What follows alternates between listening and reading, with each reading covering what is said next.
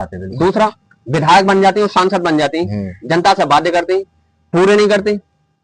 अगर करते भी हैं तो क्या अपने अपने वो इंटर कॉलेज बनाते हैं, डिग्री कॉलेज बनाते हैं, अपने अपने पेट्रोल पंप खोलते हैं, अपने अपने शादी घर बनाते हैं, अपने अपने बड़े बड़े मकान खरीदते हैं, मतलब कहना ये अपनी निजी प्रॉपर्टी बनाते हैं। भाई वोट हमसे लिया यार तुमने, जनता ने तुम्हारा काम नाली बनाना, सड़क बनाना, स्कूल बनाना, अस्पताल बनाना, ये है ना। मेरा मतलब कहने का ये, अगर मुझे मौका मिला तो मैं सब करके दिखाऊंगा इंशाल्लाह। चाह तो मैंने बर्क साहब के लिए बस यही कहा था और कुछ नहीं किया कि उन्हें अपने पोते की फिक्र है, पोते को बाप की फिक्र है, उन दादा पोतों को कोई फिक्र ऐसी नहीं है जो यूनिवर्सिटी या अस्पताल बनवा देते जिससे हम अपना इलाज करा सकें, पढ़ सकें। तो बताओ क्या गलत किया मैंने एक वोटर होने के नाते? बिल्कुल बिल्कुल, वोटर का हक होता है सवाल करना और सवाल का जवाब भी लेना, इसमें कोई गलत बात नहीं है। बहरहाल इनकी जो पूरी बात का निचोड़ है वो ये निकला है कि इन्होंने जो अपनी बात रखी थी वो इस लेवल पे थी कि अपने जो क्षेत्र में, जिस क्षेत्र से ये आते हैं, मतलब ग्राम थामला से और जितने भी आसपास का ये एरिया लगता है लोकसभा में, तो इनका मतलब कहना सिर्फ इतना था उस पोस्ट के माध्यम से कि एक आसपास में एक अच्छा अस्पताल की व्यवस्था हो जाती और एक अच्छी डिग्री कॉलेज की व्यवस्था हो जाती है। अरे हाँ बिल्कुल, अब बिलारी है जी जी, विधानसभा बिलारी लग रही है मेरी, मेरे विधायक है, मेरी समाज से है जी जी।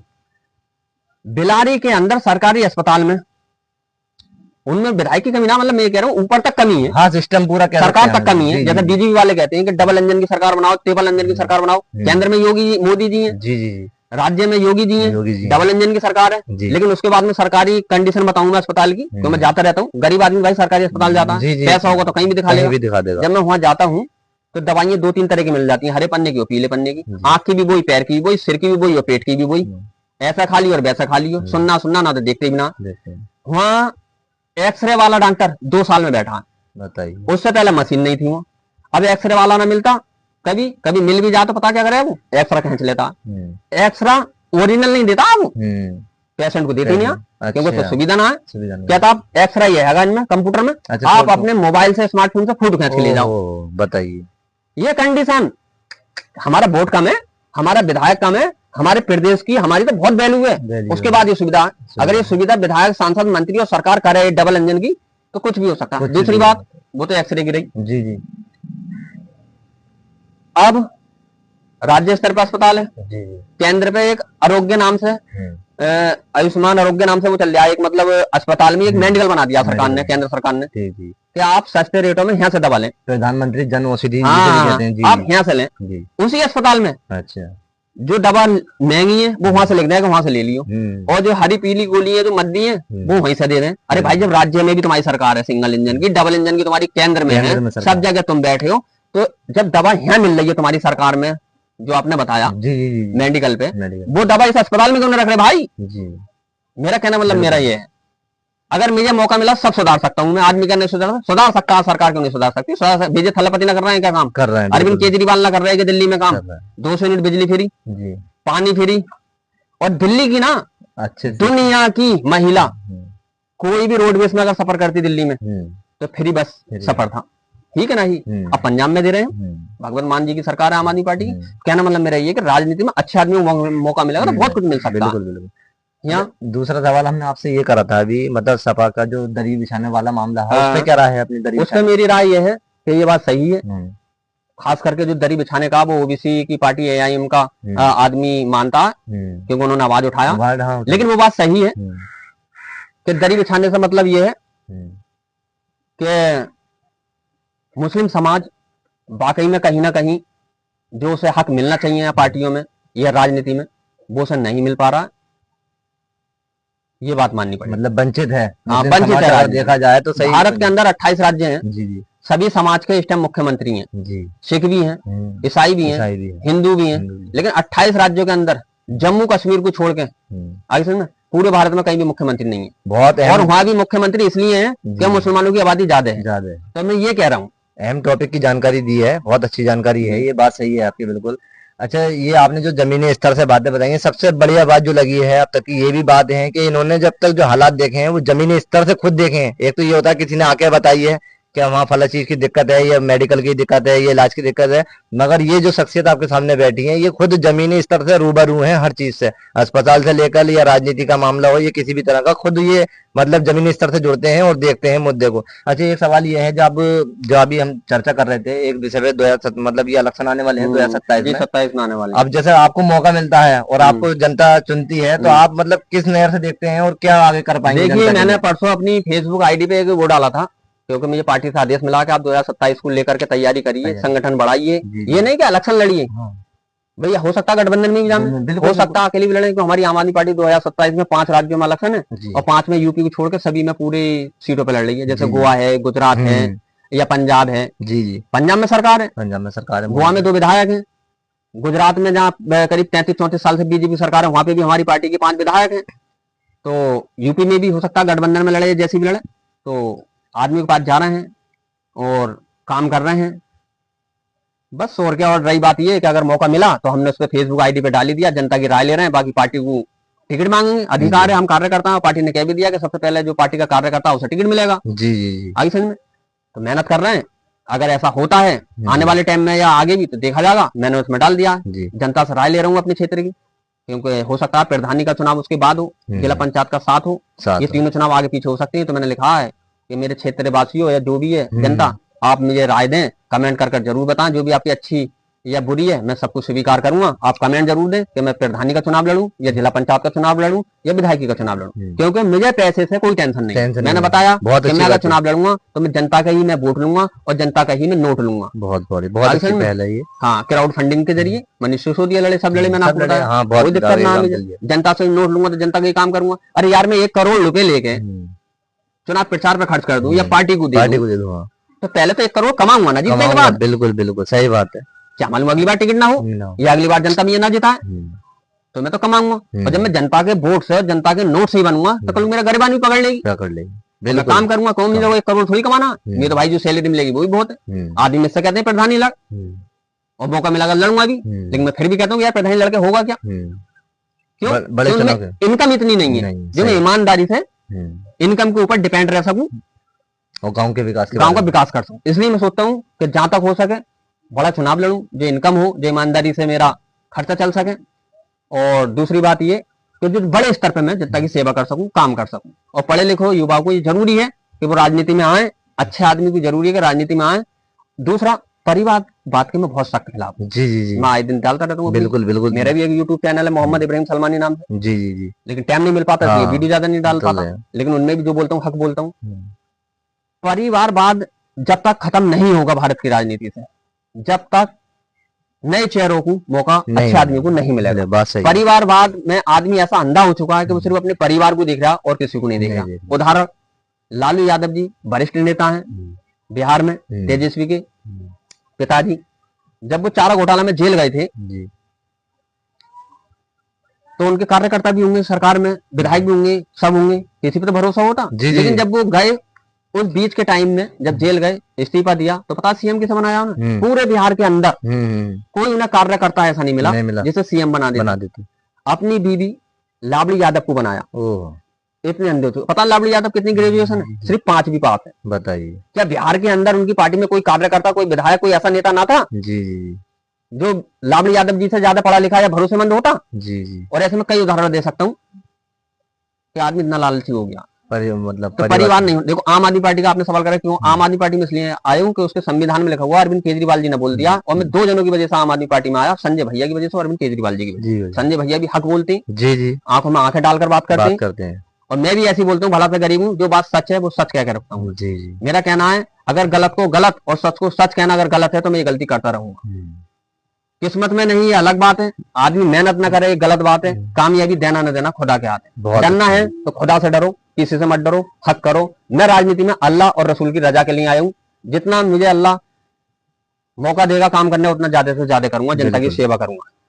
बहुत अच्छी बात कही है और बहुत अच्छी सोच लेकर चल रहे हैं ये, मतलब खासकर अपनी जनता के बारे में, उनके इलाज के बारे में, अच्छे हॉस्पिटल, अच्छे एजुकेशन सिस्टम, सारी जो चीजें हैं बहुत अच्छा मतलब सोच रहे हैं। अगर मौका मिला तो अच्छी मतलब शुरुआत करेंगे, ये उम्मीद करते हैं। अरे पैसा कमाने क्या है, जी जी इनकम टैक्स अधिकारी थे अरविंद केजरीवाल जी, जी किसी पे छापा मार देते अंबानी अडानी पे करोड़पति हो जाते। मन जाते, सही पैसा बात। कमाने से क्या हो रहा है, जी जनता की सेवा होनी चाहिए। जी 3 बार मुख्यमंत्री बन गए, आज तक उन्होंने अब विचारों से अपना घर नहीं लिप सका, ना ले किराए पे रह रहे हैं। अब पार्टी के राष्ट्रीय अध्यक्ष हैं, इधर पार्टी राष्ट्रीय स्तर पे तो राष्ट्रीय सरकार की तरफ से ऑफिस मिला दिल्ली में, उसमें रह रहे हैं वो।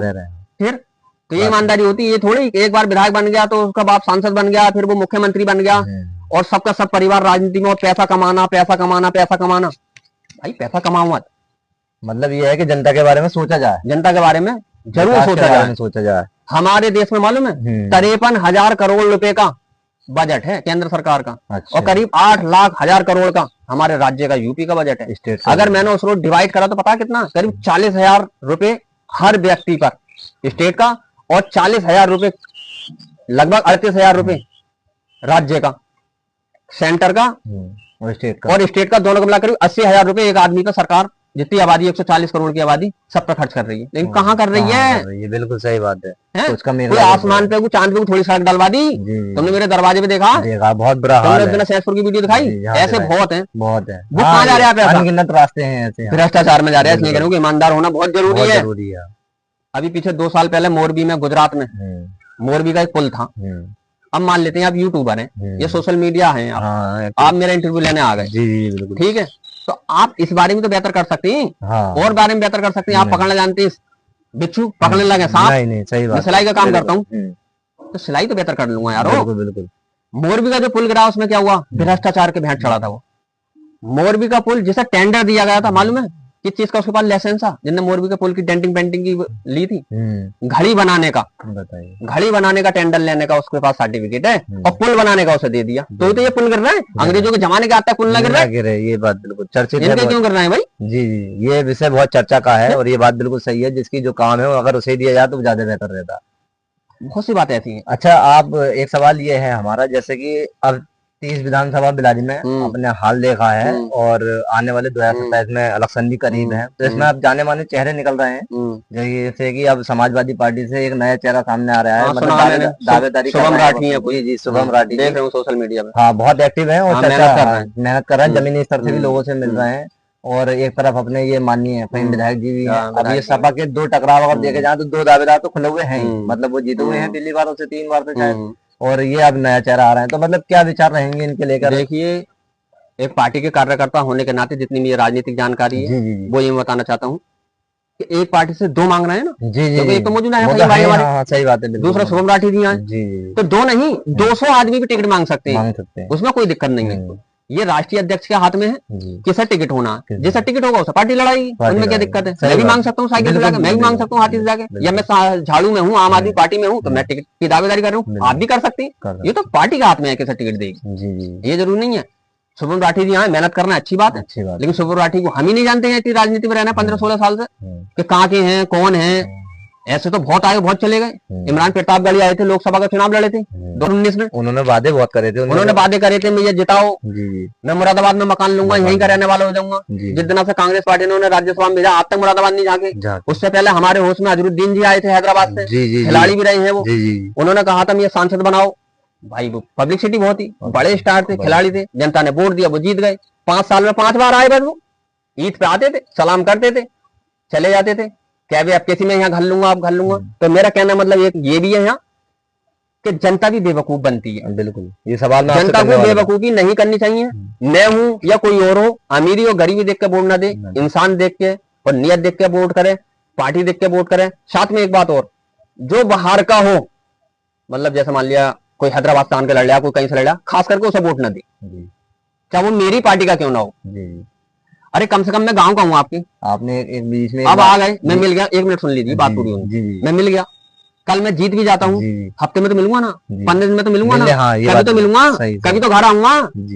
और जब मैं यहाँ रहूंगा ही ना, हैदराबाद रहूंगा, मुंबई रहूंगा, कोई आन के, अभी तुमने देखा यूसुफ पठान खिलाड़ी है, गुजरात के रहने वाले, ममता बनर्जी की पार्टी से जाके वहां लड़े हैं वो, आसनसोल में जाके, बंगाल में, कहां से कहां, करीब 2000 से 2500 किलोमीटर दूर जाके।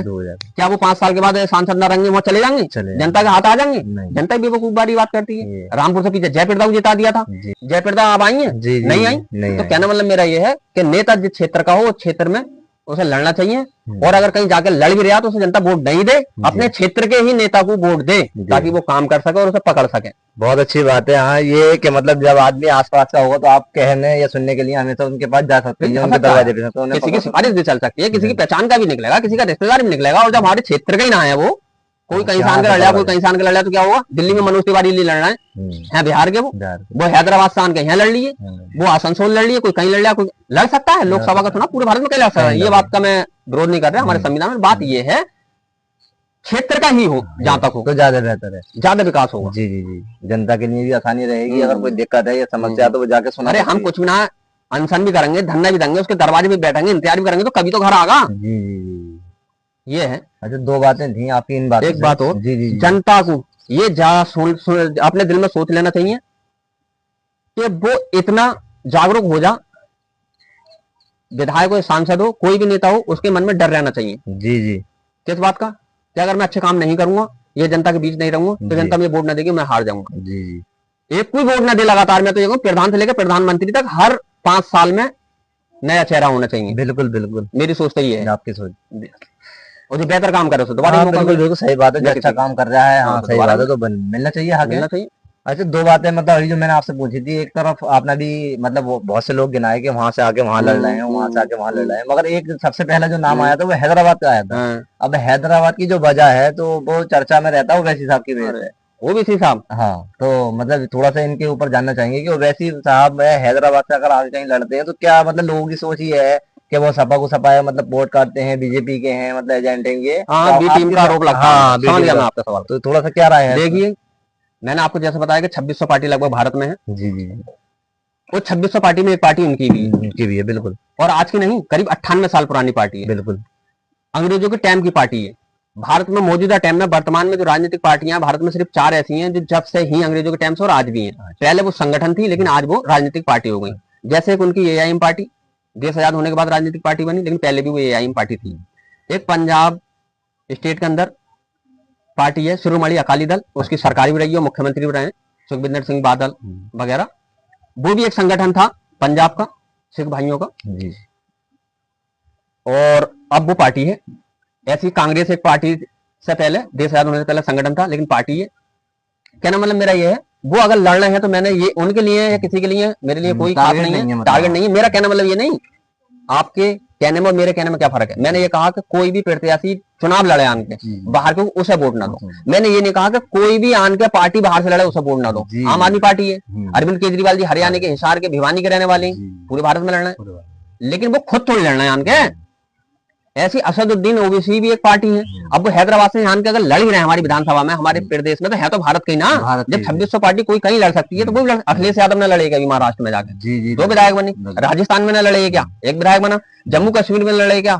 समाजवादी पार्टी 35 सीटों पर लड़े थे, 1 भी न जीते। ऐसा थोड़ी है, कोई पार्टी कहीं लड़े, ममता बनर्जी ने लड़ती है क्या? कोई भी पार्टी कहीं लड़े उससे कोई दिक्कत ना, लेकिन प्रत्याशी यानी विधायक और सांसद जो प्रत्याशी उम्मीदवार होने चाहिए उसी क्षेत्र का होना चाहिए। अब ओबीसी यहाँ लड़ती है, पूरे भारत में कहीं पे भी लड़ते हैं, तो ओबीसी खुद थोड़ी लड़ते हैं, उम्मीदवार तो वहीं का होता है ना। हमें तो उम्मीदवार से लेना देना है। अब मान लिया भारतीय जनता पार्टी है, वो हमारे स्टेट की थोड़ी है, या हमारी विधानसभा की थोड़ी है, या कांग्रेस पार्टी हमारे यहाँ की थोड़ी है, कोई भी कहीं की हो। कहना मतलब मेरे है कि प्रत्याशी जो होना चाहिए वो होना चाहिए। पार्टी तक कार्यकर्ता नहीं पहुंच सकता, वोटर नहीं पहुंच सकता, लेकिन जो तुम्हारा विधायक है, जो तुम्हारा सांसद है, लोकल का होगा तो काम में आगा। कहना मतलब मेरा ये है। तो असदुद्दीन ओवैसी को जो बीटीएम के में, मेरा मानना यह है कि वो गलत कहते हैं। एक राजनीतिक जानकारी होने के नाते मैं कह रहा हूँ, जैसा अखिलेश यादव जी के, जो अरविंद केजरीवाल जी हैं, कोई भी पार्टी कहीं भी लड़ती है उसे बी टीम कहना नहीं चाहिए, बल्कि बी टीम का ठप्पा ये इसलिए देते हैं, जैसे हम मान लेते हैं आम आदमी पार्टी के हैं, किसी स्टेट में जाकर हम लड़े, जहां तक लड़े ना, वहां पहले से किसी पार्टी का, लोकल पार्टी का कब्जा, अगर वहां लड़ेंगे तो अरविंद केजरीवाल जी यानी कि आम आदमी पार्टी उस स्टेट में वोट साथ लेके थोड़ी जाएंगे। बिल्कुल। ये दिल्ली में आम आदमी पार्टी पहली बार लड़ी 2013 में, तो आम आदमी पार्टी अरविंद केजरीवाल जी को वोट लेके थोड़ी आई थी, हरियाणा से, यूपी से। सही बात। दिल्ली की जनता ने चुना, प्रत्याशी तो दिल्ली की थे ना सारे के सारे। तो कहना मतलब मेरा यह है कि वो कांग्रेस पार्टी बी टीम कहती थी आम आदमी पार्टी को। ऐसे ही कोई पार्टी दूसरे स्टेट में लड़ती है और पहले से वोट किसी के साथ होता है तो वो सब बी टीम कहते हैं, ताकि जनता उसे वोट न दे और बेकाबे में आ जाए और हमारा वोट हमारे साथ रहे। तो इसलिए मैं असदुद्दीन ओवैसी को बी टीम नहीं कह सकता। असदुद्दीन ओवैसी का हक बनता है, उनकी पार्टी चुनाव आयोग में रजिस्ट्रेशन है, उनकी पार्टी भी और भारत में जितनी भी रजिस्टर्ड पार्टी है कहीं भी लड़ सकती है, बी टीम नहीं है। ये बात मैं भी कहूंगा, कहीं भी लड़ सकती है, इसमें कोई बात नहीं। अच्छा